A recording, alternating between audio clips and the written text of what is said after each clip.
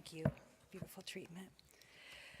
Well, good morning again. And what a topic about vulnerability. Even the word itself kind of makes you mumble, vulnerability. So I probably will try not to say it too many times, but I want you to, as I speak my word, my story, I invite you to look at your own reflection. Try to see where you are in that process. Sometimes when we take on a spiritual journey, we assume that once we take that journey, that life won't hurt anymore, that life will get easy. And yet the human condition is filled with emotion. And emotion is God's way of moving us and awakening us. So those emotions are important. So what I share with you today, it's to not fear vulnerability. To notice in your lives when you first felt vulnerable. There's an adorable video that goes around Facebook every now and again, and it's this cute little, darling little toddler, and she's throwing a tantrum. I don't know if you've seen that. She's really angry, and she's really acting it out. She's got the face, the pout, the attitude, and then she notices that her mom's filming her. And so she's like doing all this, and then she goes, have you guys seen that one? It's just so precious, and it reminds me of how we are inside. The moment we recognize somebody might be looking at us, we put on another persona, even though inside, in the moment ago, she was very, very angry. And so it begins when we're little. I remember some of my stories began when I was in junior high, and I was running for vice president of the student council. And you have all these kind of, this is bringing it back, all these posters, vote for Sue Campbell and great VP, and all of the things that you do. You campaign, you give your class speech, and you really put your whole heart in there, and you think, I'm going to get it, I've done good work here.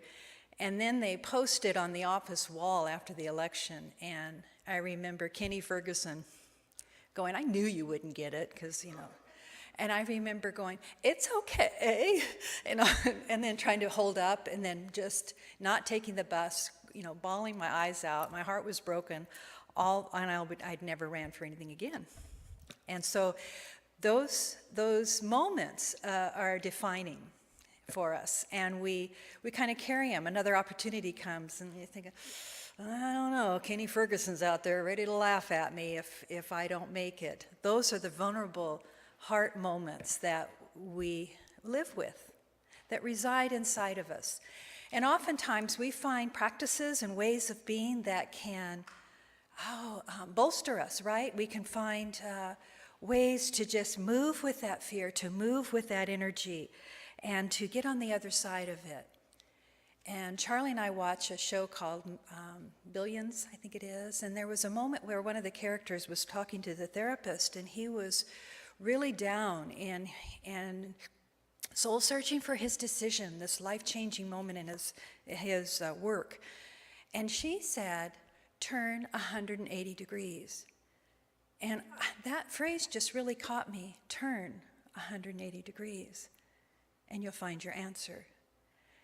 And so I started applying that in my own small world, and realizing oftentimes what I'm afraid of is, I'm running from it. It's behind me. It's my fear. And so if I turn completely 180 degrees and I face my fear, I move through it. So, for example, I have a lot of tidal wave dreams. I've had them since I was a child. And so those dreams come up, and I'm always running, away. And my son and I had a talk about this a while back because he started having them, and he said, let's ride the wave. Let's ride it. And so when I have come up in experiences recently where I want to run again, I say, no, I'm going to turn. I'm going to ride that wave. I'm going to see where it takes me. The emotions don't go away. The butterflies are still there.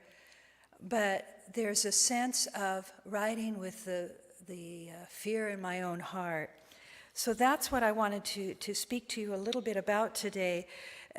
Reverend Heather Clark speaks of it in this way. She's from the Capistrano Valley Center for Spiritual Living. And she invites us to focus all of our abilities on being truthful and real. Be truthful and real. These are her words. Often our magnificence is covered over with false beliefs. Think about yourself.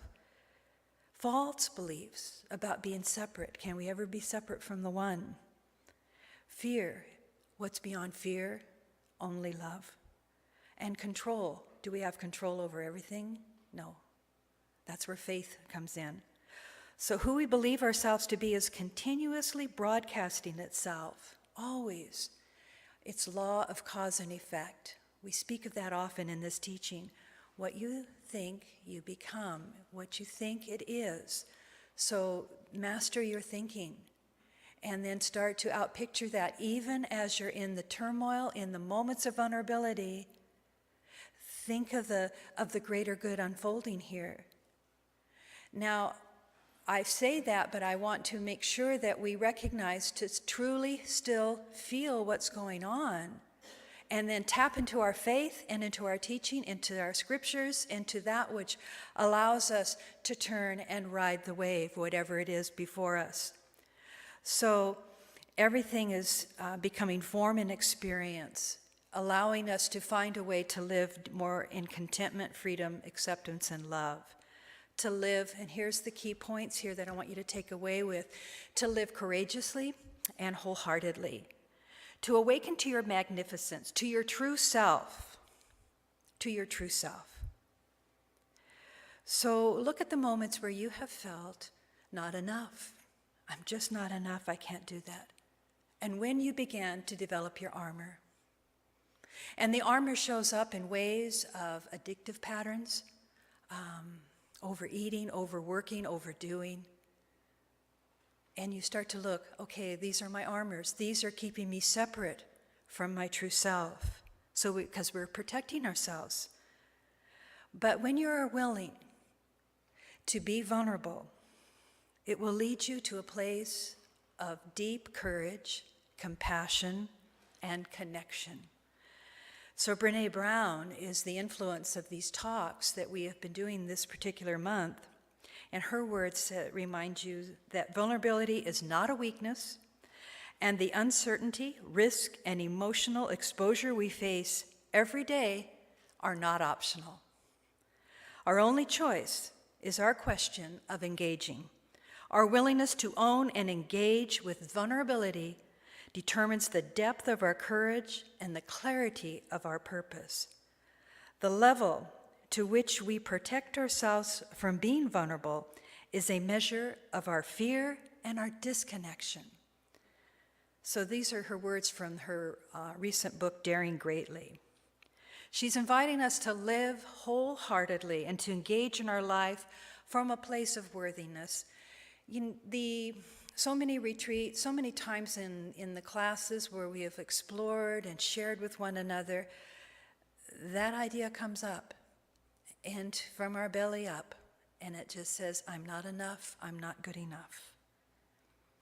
Well, here, I want you to know that you are enough just exactly as you are. When we say we are born perfect, yes, we were. We were born perfect, and then we started to plant ideas of not being good enough, feeling imperfect, and finding ways in life where, yes, we were clumsy. We maybe weren't as articulate as we could be, as kind as we could be, but we walked the path, and we practice all the spiritual tools, forgiveness, compassion, and empathy. And I'm going to show you the reason I'm standing in front of this screen is I'm going to invite Damien up to show you 3 ways, 3 wonderful little clips. They're very short, but I want you to feel your heart, feel the vulnerability, And feel the instruction behind these 3 little clips. And the second one, I believe, is one from Brene Brown herself, but it's a cartoon. So, Damien, and so I'm just going to step aside and just let you enjoy.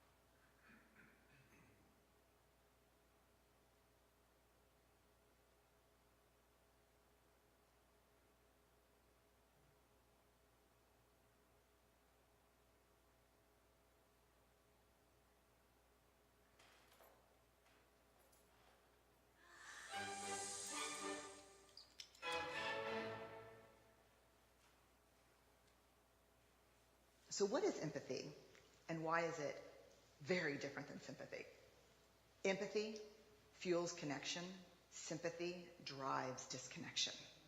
Empathy, it's very interesting. Teresa Wiseman is a nursing scholar who studied professions, very diverse professions where empathy is relevant, and came up with 4 qualities of empathy.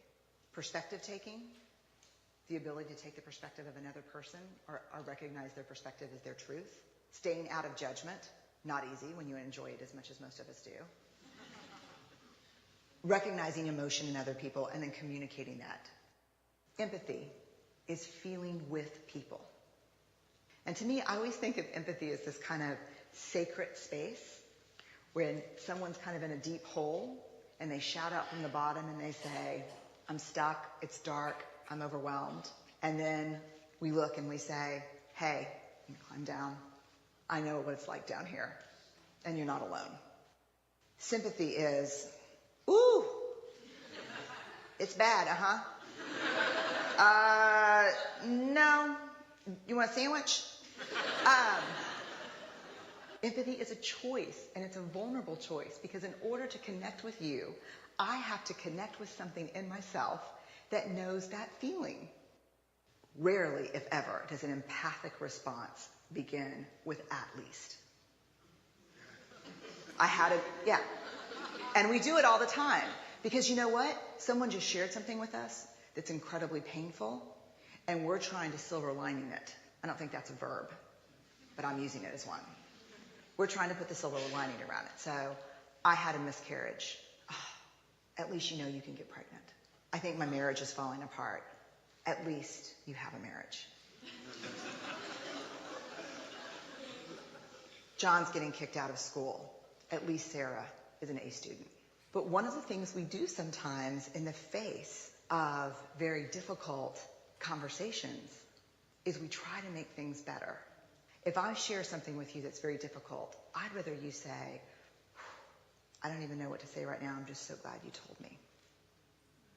Because the truth is, rarely can a response make something better. What makes something better is connection.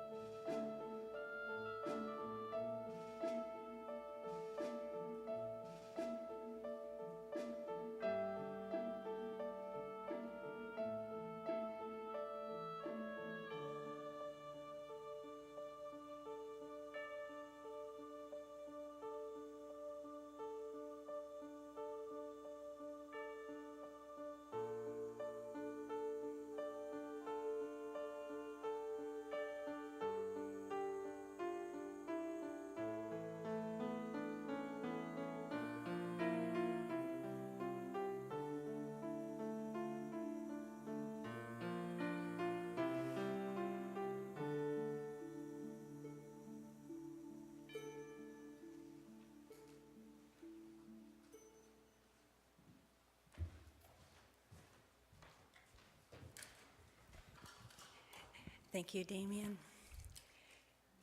That, I don't know if it's because I'm a nurse, but that last one really stirs my heart space. I often will walk through the hospital with that idea before I ever even saw that, what somebody else is experiencing in their world. I do that now, imagining little bubbles popping up over each one of you as I speak to vulnerability. Where's your heart been? How has your heart been stepped on? What are your fears? And all I can do is offer my heart back to you and to invite you to lean in. So we need to lean into one another and recognize not to try to fix anything at all, but to be the true heart, to be willing to be vulnerable and to go into the hard places when we find each other needing that support. Just notice when you watch that, though, what cropped up inside of you and where have the opportunities been for you to speak your truth. There's such a spiritual power when you speak your truth, when you're not trying to defend or to blame, but you just open up your heart space and just, let things be. There's just a brief, Damien, how much time do I have? I'm sorry. That's what you say. They're all going, I saw a bubble went up. Okay. I just want to share briefly, this gentleman that had, he spoke to an article in Spirituality and Health about how to break the spell of fear. And again, it's that 180-degree turn back towards it. When you take control, you break fear's spell. When you take control, think about that in your world. When you can take control, you break fear's spell. It's simple but difficult to accomplish because fear can be the ultimate enabler, he states. I saw that clearly when I went blind. Now, this article was about when he was just a very young man at age 11, 12, 13. He was told that he had this serious eye condition that was going to be leading towards his blindness. So from that moment on, he developed a fear of blindness. And even though he wasn't blind yet, he started to live his world as he was blind, looking for research, looking for a way to not have to do that. He says, of course I can remember the fear. I remember it in the same way, remembering cowering in your bed at night as a child, frightened that there was some monster under your bed. But you really know it's just your imagination. There is no monster under the bed, but this is what fear does. It starts to manifest these ideas. He goes, that's how I felt about blindness. It's a monster. It was a monster that didn't really exist. And I understand every detail and every practicality of blindness. He's become an expert of being blind. Familiar, comfortable, normal routine. Still, you won't likely believe me when I tell you it isn't as bad as I thought it was going to be. I'm the exasperated parent, stomping my foot and repeating, there are no monsters, go to bed. That's the point. Most people have little or no experience with blindness, but nonetheless harbor a visceral fear of it. I had such a fear when I left that doctor's office when I was diagnosed that I could slowly start to disappear. So he had to, in his process through this article, he started to structure his fear.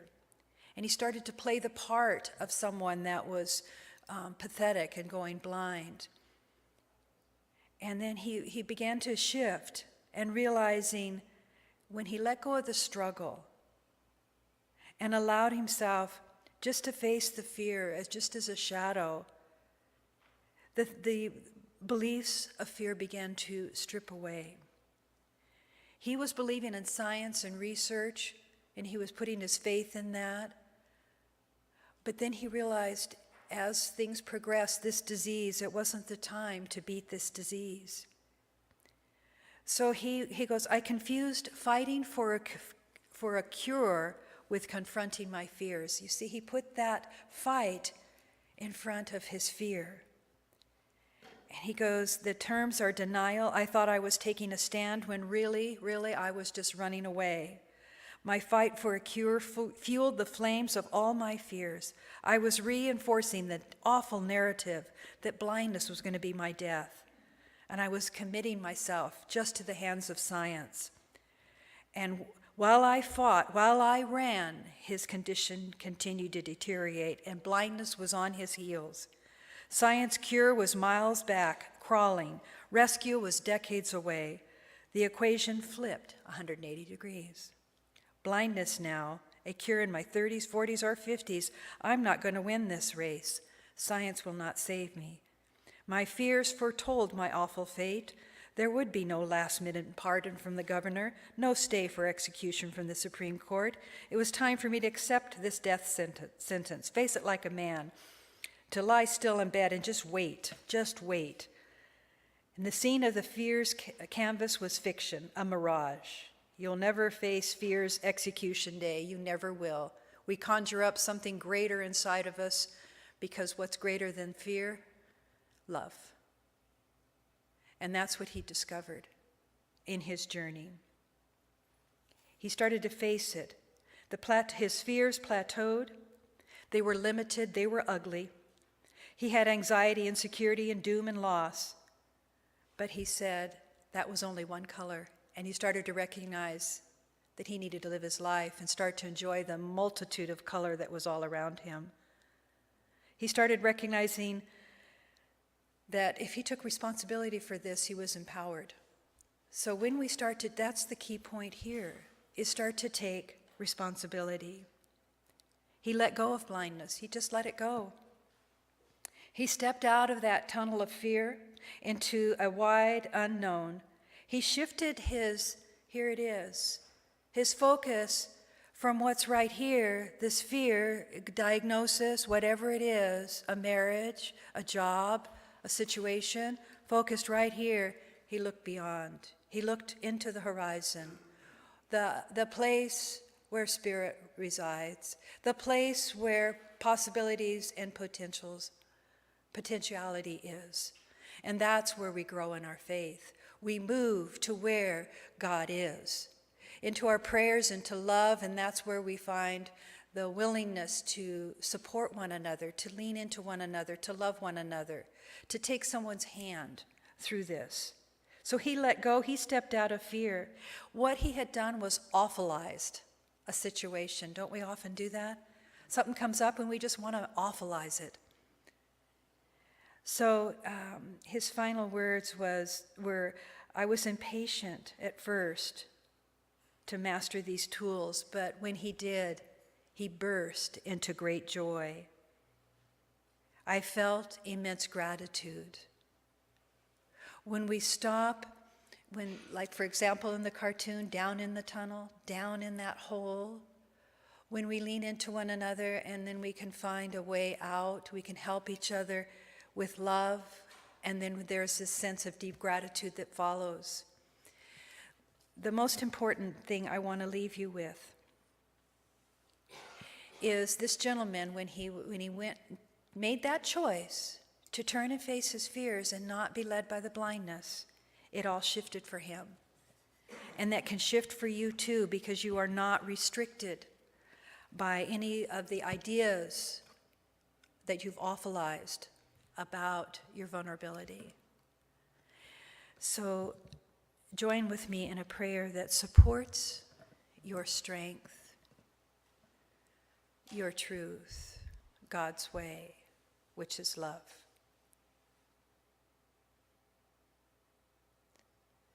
In this moment where our hearts are tender or our hearts are strong, God is. God is always the strength and the power and the truth. So when we let down and let go of the ways that our mind chews away at life's experiences, when we allow ourselves to dwell in the idea of not enough, when we hit our bottom, we recognize that that bottom is resting in God's heart, in God's truth, in God's love. And so we rise again, empowered by the opportunity to speak our truth, to no longer hide or create an armor around what we know is the right thing to do, to be, to behave. So on this journey, as we travel together, I recognize that we are free. Free to take this journey hand in hand or solo, but to know that God is leading the way. And as we lean into that faith, all fear drops away and we are guided by love. So I release this word just knowing that we are doing enough and we're doing great work. So I give thanks, I release this word, and together we say, and so it is. Thank you.